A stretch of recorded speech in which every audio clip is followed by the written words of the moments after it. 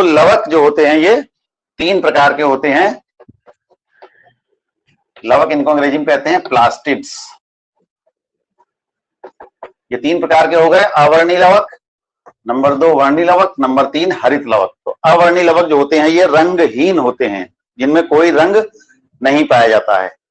और ये मुख्य रूप से क्या काम करते हैं, ये पौधों की कोशिकाओं में विभिन्न प्रकार के खाद्य पदार्थों का संग्रह करते हैं। खाद्य पदार्थ क्या होते हैं मुख्य रूप से संग्रह करने योग्य? वो होते हैं प्रोटीन, कार्बोहाइड्रेट और वसा। तो प्रोटीन का संग्रह कर सकते हैं ये, वसा का संग्रह कर सकते हैं, या कार्बोहाइड्रेट का संग्रह कर सकते हैं। जैसे हम आलू जो हम खाते हैं, आलू खाते हो? Yes sir. आलू में क्या होता है मुख्य रूप से स्टार्च होता है, चावल में भी स्टार्च होता है, गेहूं में भी क्या होता है स्टार्च होता है, या कार्बोहाइड्रेट उसको कहते हैं। तो ये सब उन फलों के भीतर जो उनके फल होते हैं उनमें ये सुरक्षित रहते हैं। आलू क्या है, तना होता है, आलू में तने में इकट्ठा रहते हैं सब लवक। तो ये लवक जो होते हैं इन्हीं लवों के भीतर ही स्टार्च इकट्ठा होता है। तुमने आलू के दाने जब आलू के छिलके को छीलने के बाद उसका जो गूदा होता है उसको हाथ से चूस के बाद ऐसे ऐसे करो तो क्या तुमको महीन दाने जैसे महसूस होते हैं? Yes sir. जब तुम तो हल्का लगता है, दरदरा सा लगता है, ऐसे महीन से दाने जैसे हो, पाउडर के जैसा कुछ आलू में लगता है कि नहीं? तो वो दाने किस चीज के हैं? वो इसी के हैं, वो स्टार्च के दाने होते हैं। और वो लवक के भीतर स्टार्च इकट्ठा है खूब सारा, तो वो उसी के लवक के ही दाने होते हैं उसी के भीतर। तो ये मंद कण होते हैं, स्टार्च ग्रेन्स कहलाते हैं ये। तो ये अवर्णी लवक जो होता है ये स्टार्च का संग्रह करता है, यानी कार्बोहाइड्रेट का संग्रह करता है, या वसा का संग्रह करता है, या प्रोटीन का संग्रह करता है। ठीक। फिर उसके बाद आता है वर्णी लवक। वर्णी लवक का मतलब क्या है? वर्ण वाले लवक, ऐसे यानी रंग वाले लवक, ऐसे लवक जिनमें रंग पाया जाता है, यानी जो रंगीन होते हैं। और पौधे में रंगीन भाग मुख्य रूप से क्या होता है? रंगीन भाग मुख्य रूप से होते हैं उसके फूल और फल, यही रंगीन होते हैं। और फूल रंगीन क्यों होते हैं? क्योंकि फूलों में एक क्रिया होती है परागण की। तो इस परागण की क्रिया को करने के लिए उनको कीड़े मकोड़ों की आवश्यकता होती है।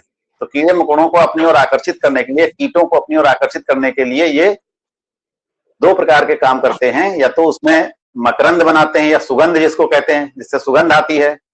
और दूसरा उसके जो पंखुड़ियां होती हैं फूलों की, वो पंखुड़ियां रंग बिरंगी होती हैं, जिससे कि कीड़े मकोड़े उनको देख करके उनकी ओर आकर्षित होते हैं। या उसकी खुशबू, जो मकरंद उसमें पाया जाता है, जो फूलों में रस जो होता है, उस रस को मकरंद कहते हैं। उस रस की खुशबू से वो फूल के पास आ जाते हैं। तो फूलों एक फूल से दूसरे फूल, दूसरे फूल से तीसरे फूल जब जाते हैं तो ये क्रिया परागण की कहलाती है। और ये उनमें नर युग्मकों को मादा युग्मकों तक पहुंचा देते हैं, उनके शरीर में चिपक जाते हैं परागकण, और दूसरे फूल में गए तो वहां गिर गए, तो वहां पहुंच गए। इस तरीके से ये परागण क्रिया होती है। क्योंकि परागण क्रिया जब तक नहीं होगी किसी भी फल में बीज नहीं बन सकता। अगर परागण की क्रिया नहीं होगी तो किसी भी फल में बीज नहीं बनेगा।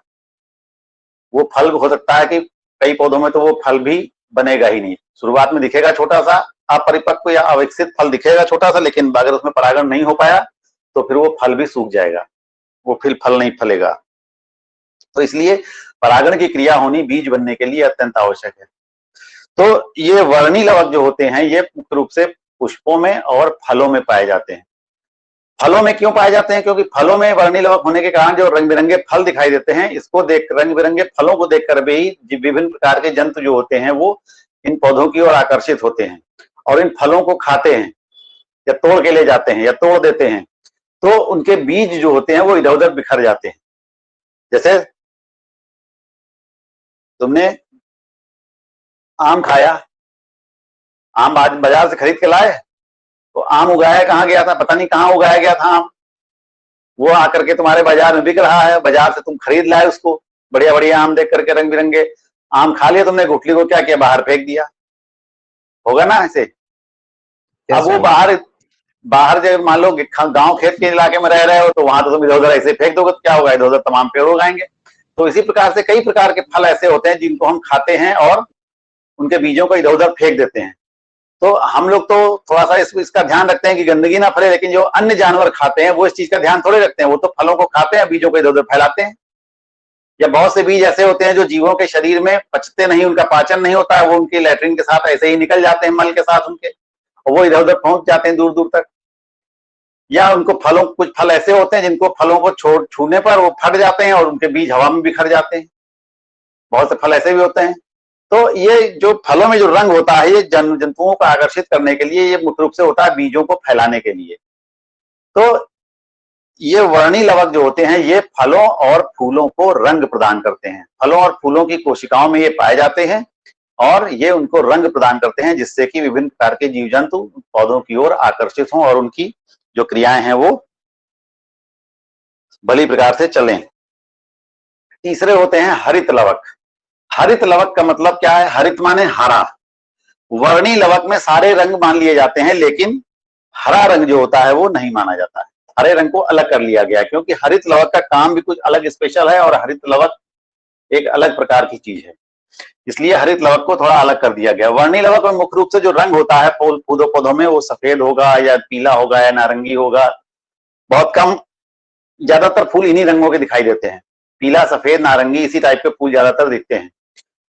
तो वर्णी लवक ज्यादातर इसी रंग के होते हैं। हरित लवक जो हरे रंग का होता है। पौधों में हरा भाग क्या होता है? पौधों में हरा भाग क्या होता है बताओ? जो चीज पौधे में हरी हरी दिखती है मुख्य रूप से वो सबसे ज्यादा कौन सी चीज होती है? बताओ। पत्तियां। तो पत्तियां और या कुछ जो मुलायम पौधे होते हैं उनका तने भी हरे होते हैं। तो पत्तियां और तने। तो हरित लवक जहां पर भी पौधे में हरा रंग दिख रहा है, इसका मतलब वहां पर जो कोशिकाएं हैं उन कोशिकाओं में क्या है? हरित लवक है। इसको अंग्रेजी में कहते हैं क्लोरोप्लास्ट। तो हरित लवक या क्लोरोप्लास्ट इनको कहते हैं, और ये कहां पाए जाते हैं? पत्तियों के उन भागों में पाए जाते हैं जो भाग हमको हरे रंग के दिखाई देते हैं, उन भागों में ये हरित लवक पाए जाते हैं। तो जैसे माइटोकॉन्ड्रिया में भी दोहरी झिल्ली होती थी, ऐसे हरित लवक भाई कोशिका जैसे है ये, इसके भीतर तमाम छोटे छोटे जैसे गोल या अंडाकार रचनाएं तुमको दिखाई देंगी, और ये संख्या में बहुत ज्यादा होती है, इसी वजह से इनके अंदर हरा रंग होता है। इसीलिए कोशिकाओं के भीतर इनकी संख्या बहुत ज्यादा होती है, इसीलिए पूरी कोशिका जो होती है वो इन्हीं की वजह से वो हरे रंग की दिखाई देती है। तो ये हरित लवक जो होते हैं गोल या अंडाकार या अनियमित आकार की कुछ रचनाएं होती हैं जो कोशिका द्रव्य में पाई जाती हैं, और ये मुख्य रूप से सब पौधे के सभी हरे भागों में पाए जाते हैं। तो इन हरित लवक के बाहर भी दोहरी इकाई झिल्ली होती है। इन हरित लवक के बाहर भी जैसे माइटोकॉन्ड्रिया में थी दोहरी इकाई झिल्ली, ऐसे ही यहां पर भी दोहरी इकाई झिल्ली पाई जाती है।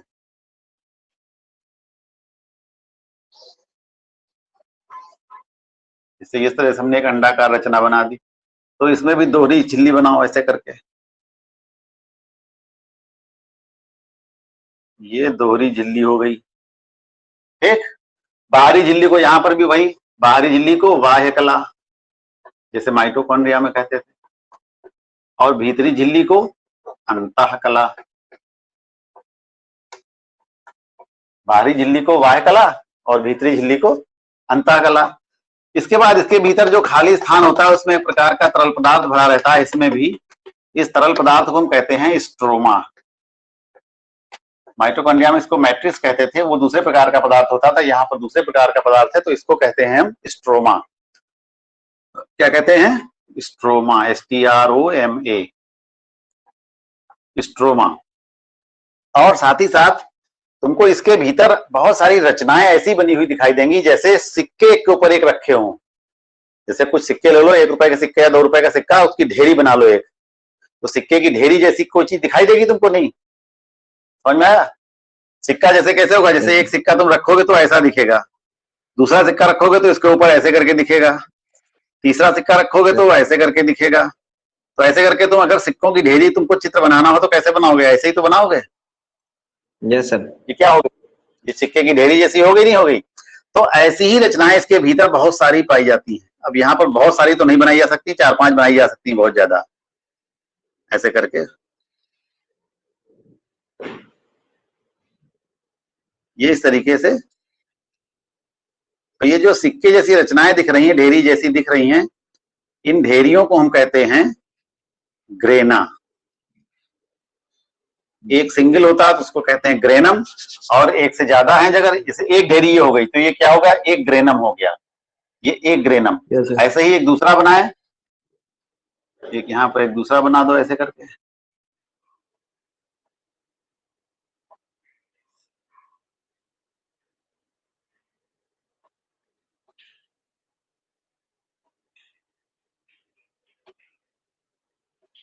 और कितने बनाने हैं इसकी संख्या कोई निश्चित नहीं होती है। तुम 4, 5, 6, 10, 12, 15, 20, 25 कितने भी बना सकते हो।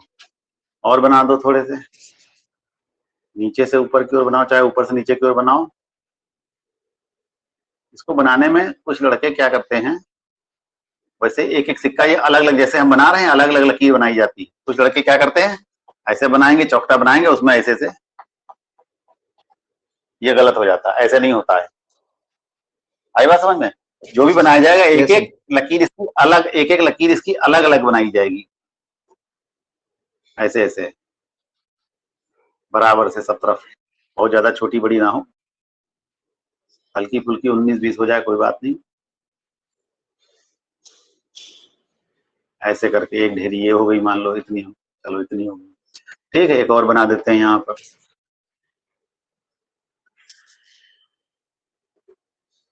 हर लकीर अलग अलग ही बनाई जाएगी, तभी वो देखने में ठीक से ढेरी जैसी लगेगी वो, और लकीरें खींच के ऐसे नहीं बनाई जाएगी।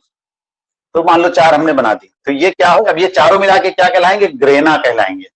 और एक अकेले को हम क्या कहेंगे, ग्रेनम कहेंगे। ग्रेनम शब्द जो है वो सिंगुलर नंबर है, यानी एक वचन है, और ग्रेना शब्द जो है वो बहुवचन है, ठीक है। तो ये क्या है, ग्रेना, यानी जो वो क्लोरोप्लास्ट के भीतर मुख्य रूप से 2 ही प्रकार की चीजें होती हैं, एक तो ग्रेना होता है और दूसरा स्ट्रोमा होता है, GRANA, ग्रेना और स्ट्रोमा। और ये सभी ग्रेना जो होते हैं वो आपस में पतली पतली नलिकाओं के द्वारा जुड़े रहते हैं एक दूसरे से, ये इससे जुड़ा, ये इससे जुड़ा, ये ऐसे जुड़ा, ये इससे जुड़ा। इसे तुम 7-8 बना सकते हो, तुम्हारा तुम जितना बड़ा आकार लोगे उस हिसाब से तुम 8, 10, 12 भी बना सकते हो, और सबको फिर ऐसे नलिकाओं से जोड़ देंगे। ये जो नलिकाएं होती हैं, नलिकाओं को कहते हैं स्ट्रोमा लैमेली। जिन नलिकाओं के द्वारा ये एक दूसरे से जुड़े रहते हैं, आपस में संबंधित रहते हैं, इनको कहते हैं स्ट्रोमा लैमेली। बाकी खाली जगह पर जो तरल पदार्थ भरा होता है, इस तरल पदार्थ को कहते हैं स्ट्रोमा। तो क्लोरोप्लास्ट के मुख्य रूप से 2 ही भाग होते हैं, ग्रेना और स्ट्रोमा। अब ये जो ग्रेना दिख रहे हैं, जो सिक्कों जैसी ढेरी दिख रही है, इसके एक सिक्के को, एक सिक्का जो ये होता है, इसको हम कहते हैं थाइलेक्वाइड। ये नाम ठीक से याद करो, सुनो और लिखना देखो, थाइलेक्वाइड। एक सिक्के को कहते हैं थाइलेक्वाइड।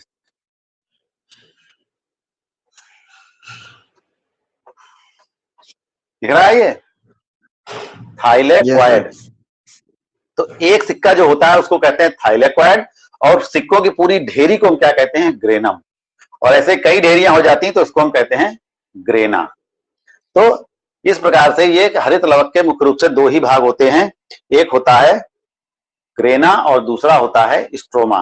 तो ये पूरी ओवरऑल रचना होती है एक हरित लवक, समझ में आया?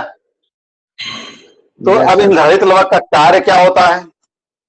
अब ये जो थाइलेक्वाइड होते हैं, थाइलेक्वाइड के भीतर ही एक प्रकार का रंग पाया जाता है, जिसके कारण हरे दिखते हैं। उस वर्णक को कहते हैं, उस हरे रंगक को कहते हैं क्लोरोफिल।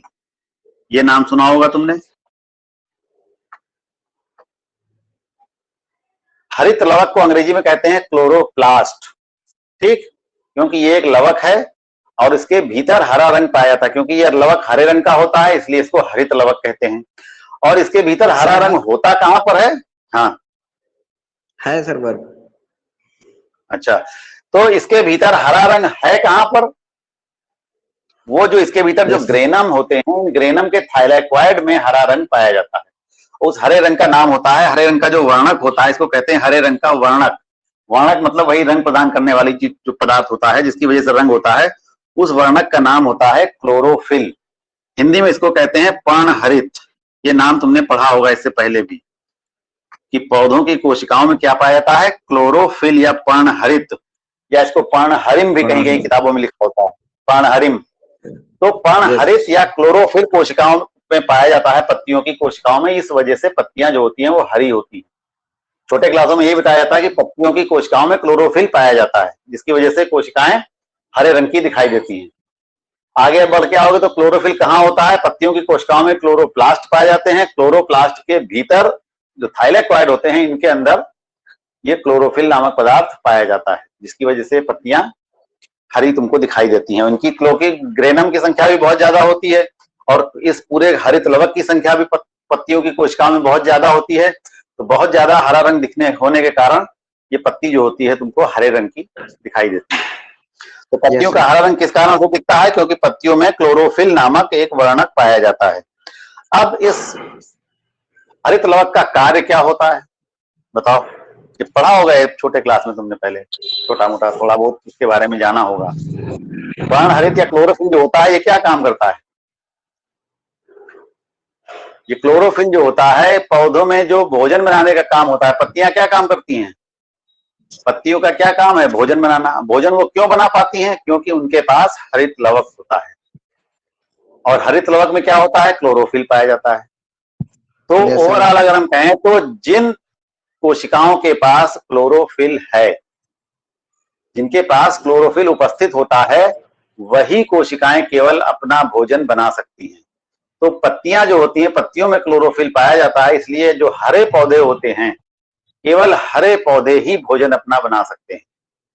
बाकी कोई भी जीव, चाहे वो बचे हुए पौधे हों जो बिना हरे पौधे हैं, या अन्य जंतु जो हैं, वो कोई भी अपना भोजन नहीं बना सकते। इस धरती पर भोजन बनाने का काम जो है वो केवल और केवल हरे पौधे ही करते हैं, और कुछ विशेष प्रकार के जीवाणु जो होते हैं वो भी रासायनिक तरीके से कर लेते हैं।